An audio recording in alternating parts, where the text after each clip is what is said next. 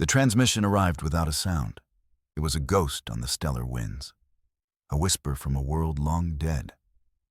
The colony on Cygnus, X1, had been silent for a decade. 10 years of static. 10 years of unanswered calls. Then this. One final message, leaking across the void. It did not come through official channels. It bypassed the sentinels of the deep network. Instead, it found its way to a forgotten relay, a private channel you alone monitored. The voice was faint, cracked with static and fear. It spoke of a shadow, a darkness that did not just block light. It consumed it. The message described a fleet of ships. They were not warships in any known sense. They were instruments of silence. The voice called it the Great Filter, not a barrier to pass, but a wave that erased. It spoke of a sky once filled with 1,000 suns.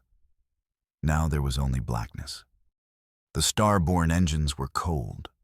Life support was failing. The final words were a plea, a warning. The voice did not beg for rescue. It was far too late for that. It begged for belief. It said the shadow was coming for everyone. It moved faster than light, not through space, but by erasing it. The message ended with a single, chilling phrase. It is not a void. It is a hunger, and it has already begun to feed. Then, only static remained, a silence more profound than before. The message replayed in your mind, a dead colony's final, desperate prophecy. You sit in the dim light of your chamber. The star temple hums around you, a monument to 1,000 peaceful cycles. Your hands tremble slightly. The prophecy from Cygnus, X1, echoes in your soul. It was meant for you. Of all the acolytes and elders, it chose your receiver. This was no accident. The star science of the transmission was too precise. It was a key cut for a single lock, a message delivered to its intended prophet. The weight of this knowledge is immense. The Star Temple is a place of order, of serene contemplation. The elders preach a gospel of cosmic balance. They believe humanity has transcended the chaos of the old universe. They believe we are safe. This final transmission shatters that belief. It paints a picture of a universe far more terrifying. A universe where silence is not peace, but extinction. Your every action is now under a microscope. The other acolytes sense a change in you, a darkness you cannot hide. You walk the hallowed halls of the temple. The star charts on the walls seem to mock you. Their confident lines and mapped worlds feel like lies. The elders watch you from their high council chamber. Their faces are serene masks. But their eyes hold a new suspicion. They know you have received something. The energy signature of the transmission did not go entirely unnoticed. They simply do not know its contents. You are the sole keeper of a truth that could burn their galaxy down.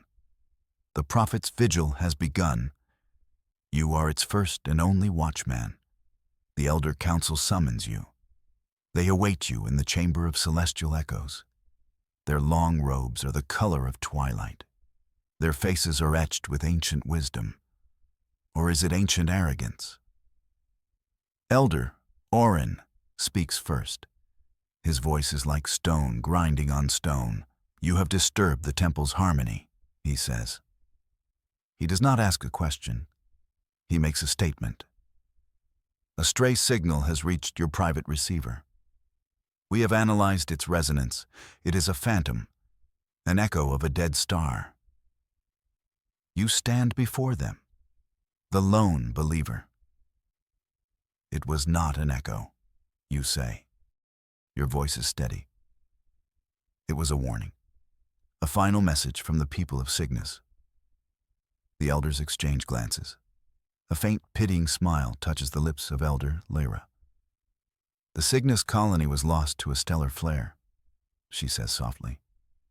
A tragedy, yes, but a natural one. The archives are quite clear on this. They want to soothe you, to dismiss your fears as youthful fantasy. To them, you are a child who heard a ghost story in the dark. Their dismissal is a cold weight in your gut. These are the wisest minds in the known systems, yet they are blind. They cling to their comfortable truths. The message spoke of a shadow, you insist, a force that consumes stars. Elder Orin raises a hand. Enough, he commands. You will speak no more of this. Delusion. It is a falsehood, a dangerous one. Let the dead rest, and let the living find peace in the order we have built. The words haunt you. How can there be peace in ignorance? You leave their chamber with a new, terrible certainty. You are alone in this. The forbidden data vaults call to you. They are buried deep in the temple's foundation, a place of shadows and secrets. The archives the elders spoke of are here. But so is the knowledge they hide, the raw, unfiltered data they deem too dangerous for lesser minds. You know the risks. To enter without permission is heresy. The punishment is exile, a fate some consider worse than death. But the echoes of doubt are too loud. You must know the truth of the colony's fate. You move through the temple's lower levels at night. The air grows cold. The hum of the upper chambers fades. Here, only the whisper of ventilation systems breaks the silence. The vault door is a masterpiece of ancient tech, a lock that responds to genetic signatures, to specific frequencies of thought. The elders believe it is impenetrable. They have forgotten that you were once the keeper of its keys, a junior archivist before you found your calling. A calling they now deny. They should have remembered you are clever, perhaps too clever for your own good. The door slides open with a nearly silent hiss. The air inside is stale, thick with the dust of forgotten ages. Data crystals glow with a faint inner light. Each one holds a piece of history, a story the elders have chosen to bury. You search for the Cygnus files, not the sanitized public records. You seek the raw sensor logs, the unedited comms chatter from its final days. You must find what the elders call a stellar flare, what the dying voice called a shadow. Your fingers brush against a pulsing crystal. The label is simple. Cygnus 10-1. Final anomaly. Do not access. You have found it. The beginning of the end. A hand closes on your shoulder. You flinch, your heart a frantic drum against your ribs. You turn to see the face of Elder Thrace. His eyes are not filled with anger. They are filled with a profound and terrible sadness. He was your mentor, the one who saw promise in a young, curious acolyte. He brought you into the temple's inner circle. Now you have betrayed his trust. I had hoped I was wrong, he says. His voice is a low whisper. I saw the change in you. I prayed it was not this. He looks at the forbidden data crystal in your hand. He does not try to take it from you. He knows it is too late for that. That knowledge you seek, he says, his voice heavy with dread. It does not bring wisdom. It brings only despair. Some truths are burdens no single soul should carry. He tells you of others, other acolytes across the centuries who chased shadows, who heard whispers from the void. They were brilliant minds, lost to madness or self-destruction. The temple protects us from the abyss, he pleads. Do not seek to stare into it. It will stare back. You see the fear in his eyes. It is not fear for the temple's laws. It is fear for you, a genuine, paternal terror. He believes he is saving you from a grim fate. They lied, you say, your voice tight.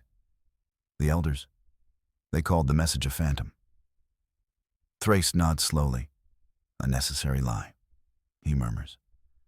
A lie told to protect the fragile peace we have built, a peace that has lasted 1,000 cycles. He gestures to the vault around you. This place exists for a reason. Some things are better left unknown. His fear is a tangible thing. It almost convinces you. Almost. Among the data crystals, your hand finds another object. It is not a crystal. It is cool to the touch. Smooth and dark. A piece of the colony itself. A relic recovered from the wreckage long ago. An artifact deemed inert and safe for storage. It looks like a shard of polished obsidian, but it feels different. It hums with a faint, almost imperceptible energy. It was logged as debris, nothing more. But the dying voice on the transmission, it mentioned an artifact, a key. You pick it up. The moment your skin touches its surface, the world dissolves. The data vault melts away. The face of your mentor, Thrace, vanishes. You are no longer in the temple. You are floating in a black, starless void. A vision floods your mind. It is not a story or a recording. It is a direct experience. You feel the terror of 1 billion souls at once. You see galaxies, not stars, but entire galaxies, wink out of existence, one by one, like candles snuffed out in a cosmic wind. A wave of pure nothingness washes over you. It carries no sound, no light, no energy. It is the absence of everything. The vision shows you the fate of Cygnus, X1. The colonists saw it coming. They tried to fight. They tried to run. Their weapons were useless. Their star-born drives failed. The shadow did not destroy their ships. It unmade them.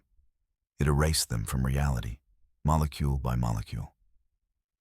You feel their final, silent scream, a collective thought of pure horror. Then you are back in the vault. The artifact clatters to the floor. Thrace is staring at you. Your face is pale, your eyes wide with the terror he now understands is real. The council does not wait for dawn. Thrace's report brings them to the vaults. They find you on the floor. The forbidden crystal is in your lap. The dark artifact lies beside you. You look up at them. The pity is gone from their eyes. Now there is only cold, hard judgment. You do not wait for them to ask. You tell them everything. You speak of the vision, the wave of nothingness, the silent end of countless worlds. You speak the truth you saw, the truth the artifact showed you. Elder Orin steps forward. His face is a mask of righteous fury. Heresy, he hisses. The word hangs in the stale air of the vault. You have communed with a forbidden relic. You have embraced a nihilistic fantasy. You are corrupted. He turns to the other elders. He has chosen the path of the lost ones. He has looked into the abyss, and it has broken his mind. They nod in solemn agreement. Their faces are closed to you. Their minds are made up. They do not allow you a trial. There is no defense. Your guilt is absolute in their eyes. They cast you out at sunrise. They strip you of your acolyte robes. They give you simple traveler's clothes. You are no longer of the Star Temple, Orin declares. His voice booms across the Grand Plaza. You are in exile. Your name will be struck from our records. Your voice will never again echo in these sacred halls. Go now, and may the void you so admire claim you. They turn their backs on you. The great temple doors seal shut. You are left alone in the morning light, an outcast, a heretic. But you hold a truth that is more real than any temple wall. Freedom as an exile is a cold comfort. Your home is gone. Your name is erased. But your purpose is clearer than ever. You must reach Cygnus, X1. You must find the source of the shadow. You must find the answer that the artifact did not show you. How to fight it. You make your way to the outer ports, the seedy underbelly of the gleaming capital city, a place where questions are not asked, where passage can be bought with the right currency or the right skills. You find a ship that looks as tired as you feel. The Stardust Drifter, an old freighter that has seen better centuries. Its captain is a woman named Kale. She has eyes that have seen too much of the void, and a smile that does not quite reach them. She runs cargo to the fringe systems, places the temple patrols do not bother to watch. She is your only hope. You offer her your knowledge of starborne navigation, a skill learned in the temple that they cannot take from you. It is a good joke in a sad sort of way. The temple gave you the means to defy it. Kyle looks you over. She sees the desperation in your eyes, but she also sees the fire. Cygnus X1 is in the starless void, she says. Her voice is rough, like gravel. No one goes there. It's bad luck. A graveyard. You meet her gaze. I am not looking for luck, you tell her. I am looking for ghosts. She laughs, a short, sharp bark. Ghosts I can handle. At least they don't lie to you. She agrees to take you, for a price.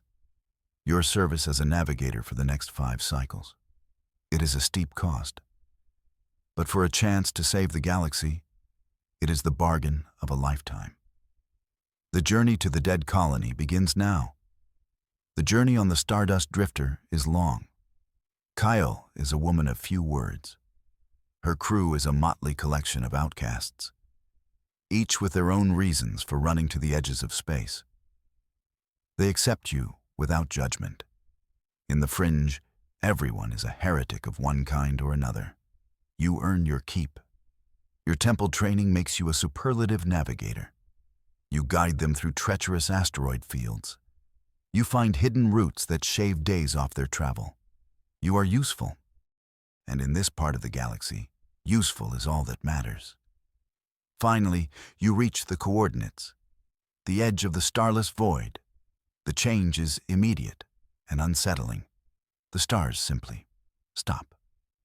On the ship's view screen, one side is a familiar tapestry of light. The other is a perfect featureless black, an impenetrable curtain of nothing. Kyle stands beside you on the bridge. I don't like this, she murmurs. It feels wrong, like the universe is holding its breath. She's right. The ship's sensors, usually screaming with data, are eerily quiet. There is no radiation, no cosmic dust, nothing. You push forward into the darkness, into the graveyard of Cygnus. After hours of tense silence, something appears. A single faint light. Then another, and another. A fleet. Dozens of ships. Drifting in perfect formation, they are ghost-like. Their hulls are scarred and pitted. But they are intact. There are no signs of battle. No debris fields. Just silent, lifeless vessels. They are the ships of the Cygnus colony, the defense force that was meant to protect them. Now they are just silent tombs in the unending night. A fleet of silent, ghost-like ships awaits. The true test of your conviction has arrived.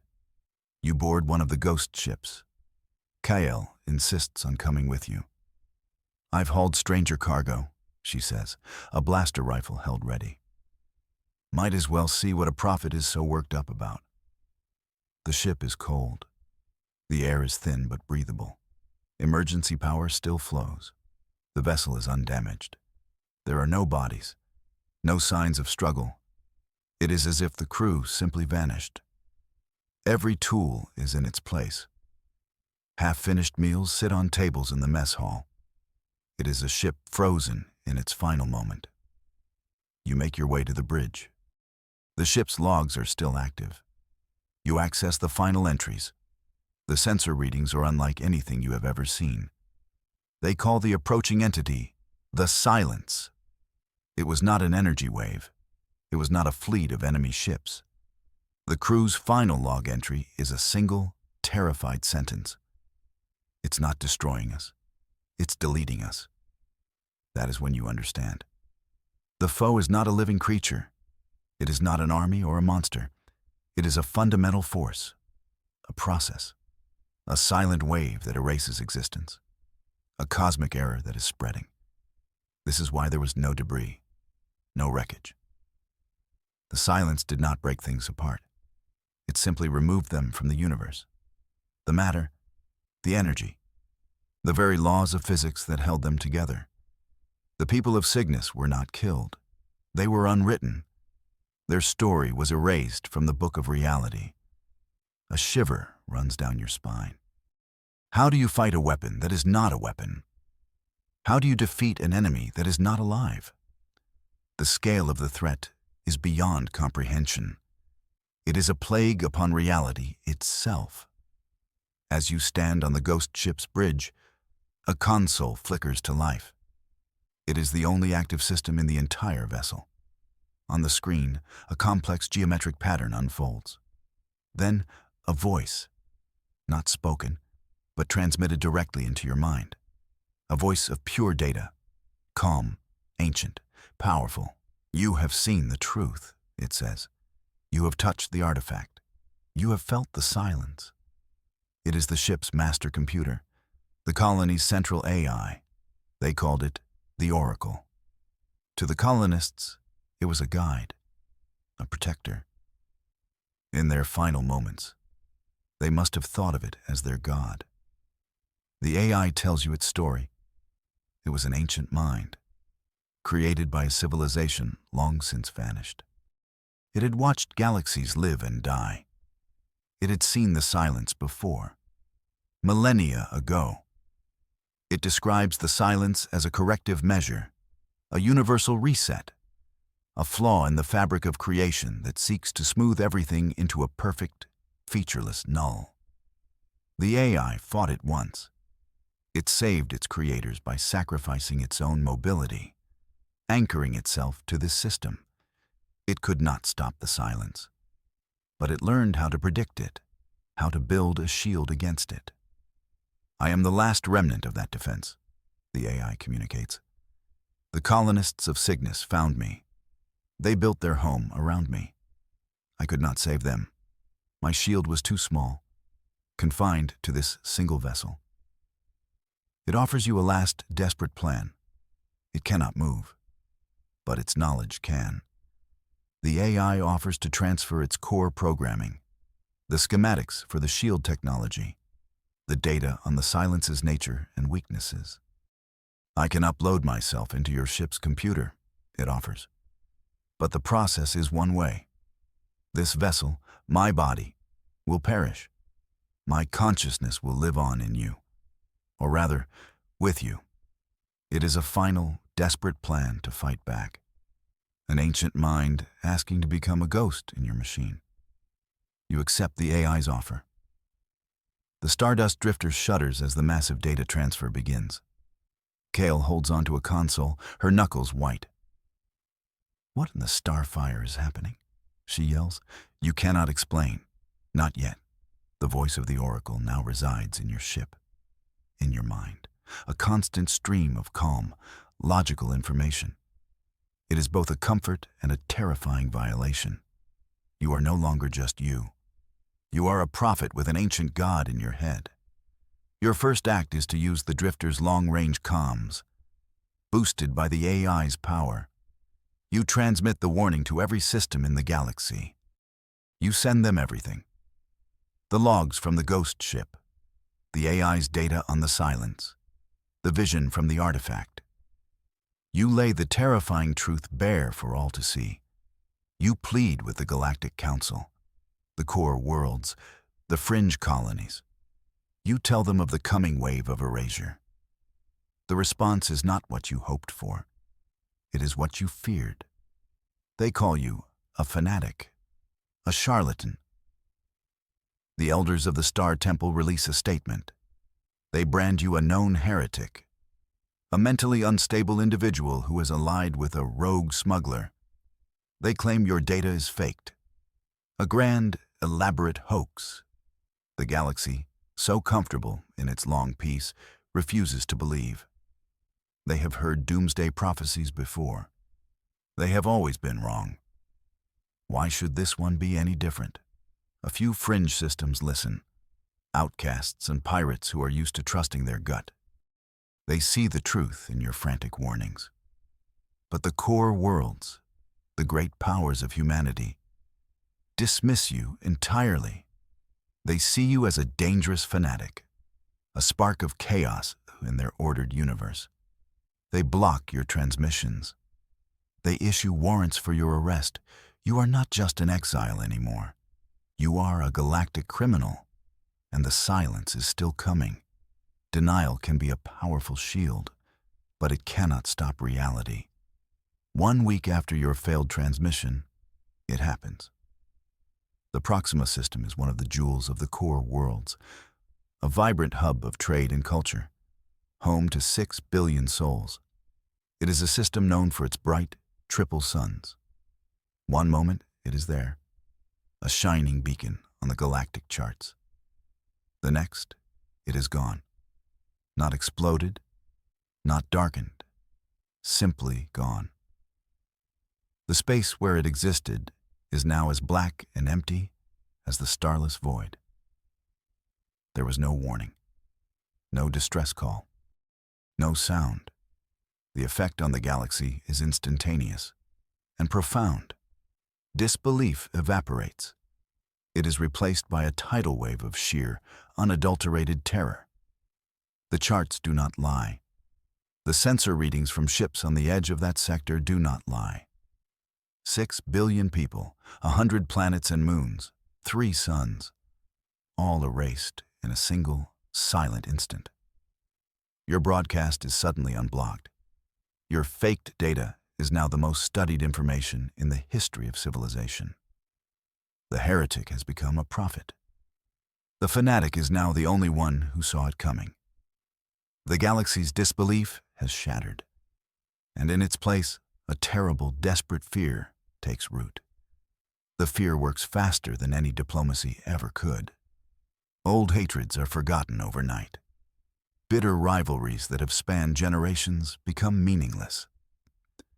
The Kalthorian Empire, humanity's oldest enemy, sends a message. Not of war, but of desperation.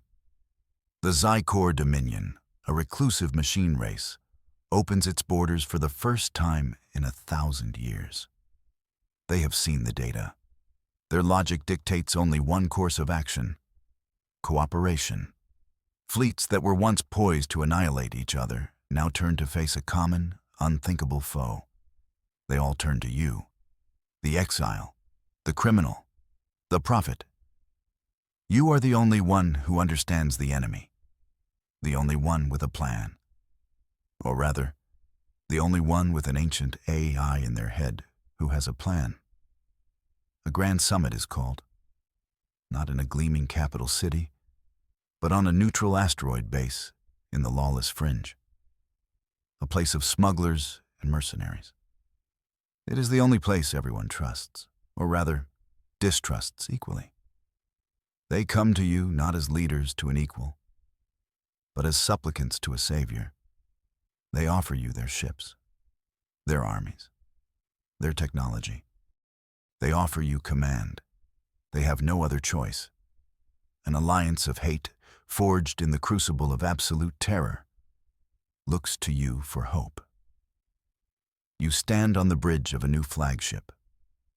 Not the tired stardust drifter, but a vessel forged from the combined might of a dozen worlds.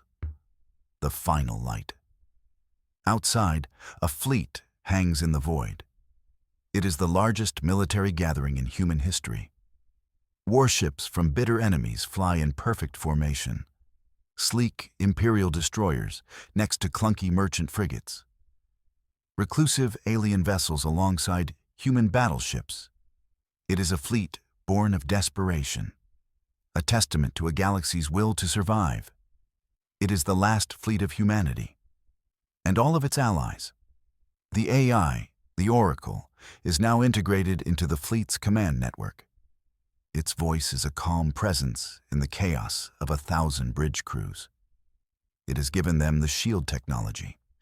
Every ship is now equipped with a miniaturized version of the device that protected the Oracle's vessel. It is untested on this scale.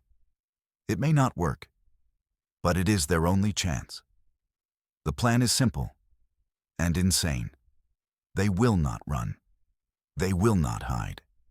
They will meet the silence head-on. They will form a wall of shielded energy, a barrier of reality against the wave of nothingness. You step up to the fleet-wide communication channel. 1,000 captains, 1,000,000 souls, all look to their command ship. They look to you.